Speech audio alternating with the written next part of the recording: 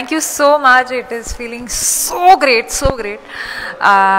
कारण एकतर ही वास्तू जी आहे त्याला एक ऐतिहासिक परंपरा आहे, वारसा आहे.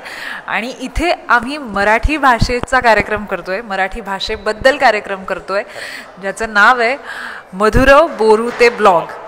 त्याची एक्साइटमेंट खूप जास्त आहे खरंच. आणि इथे परफॉर्म करायला मिळणं ही आमच्यासाठी एक मोठी गोष्ट आहे. माझ्यासाठी तर खूपच मोठी गोष्ट आहे, कारण ह्यात मी गाणी गातोय, अभिनय करतोय, नृत्य आहेत.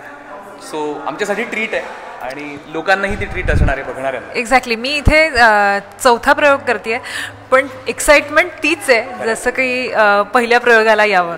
आणि इथला ऑडियन्स, इथला माहोल हा खूप सुंदर आहे. सो फार मजा येते. हो, कलाकारांसाठी मजेदार आहे आणि प्रेक्षकांना तर अजूनच मजा आहे, कारण ही जी सगळी वास्तू आहे, आम्ही इथे मी आता दुसऱ्यांदा येतोय खरं तर, पण माझ्यासाठी पण असं मी नवीन असल्यासारखं सगळं दिसतंय. खूप छान वाटतंय.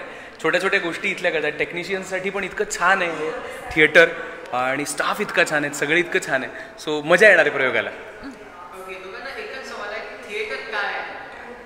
माझ्यासाठी सध्या थिएटर इज लाईफ, कारण मी थिएटरच जास्त करते आणि वेगवेगळ्या प्रकारचे प्रयोग करते.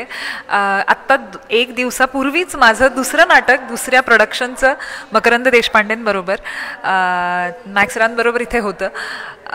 त्यामुळे मला असं वाटतं माझ्यासाठी थिएटर इज लाईफ राईट नाव. खरंच सगळं काही आहे थिएटर खऱ्या अर्थाने.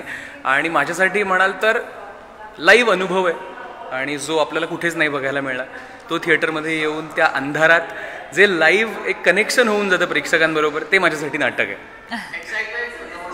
खूप जास्त नर्वसनेस पण आहे, पण एक्साइटमेंट खूप जास्त आहे. कारण जेव्हा आम्ही थिएटरमधनं जो समोरचा स्टॉल बघतो, जेव्हा लाईव्ह ऑडियन्स आम्हाला दिसतो, तेव्हा जो माहोल आमच्यासाठी दिसतोय आम्हाला ऑपेरा हाऊसचा, तो खूप कमाल आहे, होतोय, भारी अनुभव आहे. Theatre is all about thrill, nervousness, excitement and energy. Yes. Thank you so much. Thank you.